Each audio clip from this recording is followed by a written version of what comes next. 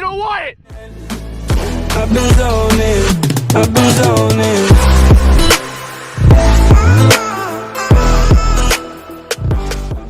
What's going on, guys? It's Heath from Nonstop Progress, and today I'm going to be showing you a full training session to improve your dribbling or to improve you as a player if you're a center midfielder.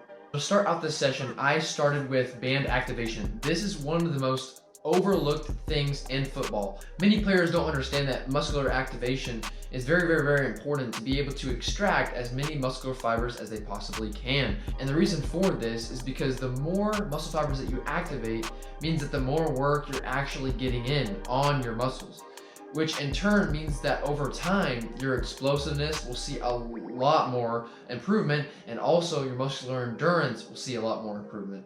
And so you're getting the benefit from both aspects by activating your muscles effectively to where your workouts are actually benefiting you more efficiently. And so personally, before I train or before I start any session, I always get a good warm-up in to activate my muscles and do band activation so that I'm getting my glutes and my hamstrings and my quads to actually fire and activate. A really big problem with athletes is they're not getting their glutes to fire, which puts unnecessary stress on muscles that should not be undergoing that much pressure, and then that actually ultimately leads to injury. And now, to begin the session, I started out with a traditional cone weave, but this is just to help get yourself activated to dribbling and kind of get you manipulating the ball to get ready for the session. And so I actually had to get really creative with this one and actually utilize a bench. I put it on the side, use it as a rebounder. If you have access to that, I definitely recommend using it because I used it for the majority of the workouts and the exercises in this session. But if you don't, no worries. You can always change up the session and change up the workouts to kind of tailor towards the environment and the resources that you have available. The focus here is to keep your touches very sharp and very short, and making sure that you're taking one touch for every single step. This is important to make sure that you're running as fast as you possibly can, and also making sure that you keep the ball tight to you while doing so. And just to put it into an example here, you can see that I'm actually keeping the ball very closely, and every single touch is followed by every single step. So the ball's not getting out 3-4 yards from under my feet. I'm keeping it very close and very tight.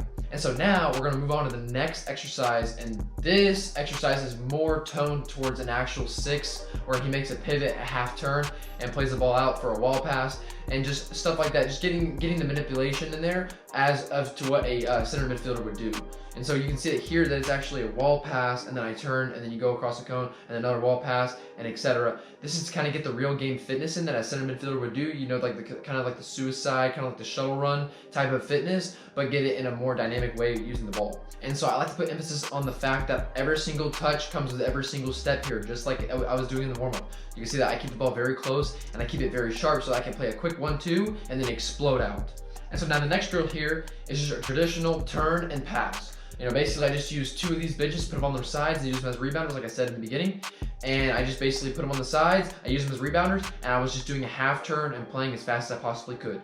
Now, I mean, ideally you check your shoulder and stuff like that to be able to utilize real game applicability into this session, but I was trying to play as fast as I possibly can and just focus on the half turn. Later on in this session, you can see that I add that in, and I also added in a double pass, but right now I'm just focusing on playing as fast as I possibly can. Make sure that whenever you're doing this drill, you kind of mix up the turns to make it more realistic to a game. Obviously in a game, you mix up the turns and make it creative, so where you kind of shift opponent off your back.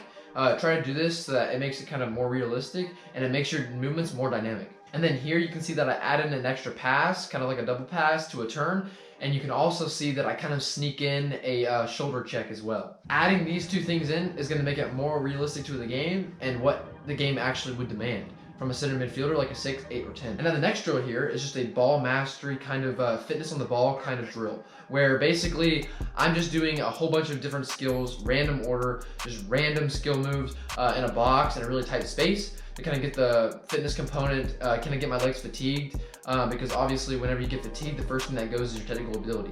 And so as a center mid, you know, keeping your body kind of fit and able to kind of endure the fatigue is really important. As a 6, 8, or 10, you need to make sure that you're very conditioned in this aspect of muscular endurance as well as cardiovascular endurance. There are 2 different things. Muscular endurance is having kind of the fitness on the ball component where you can be on the ball for long periods of time and not get tired. The cardiovascular endurance is where you can run box to box.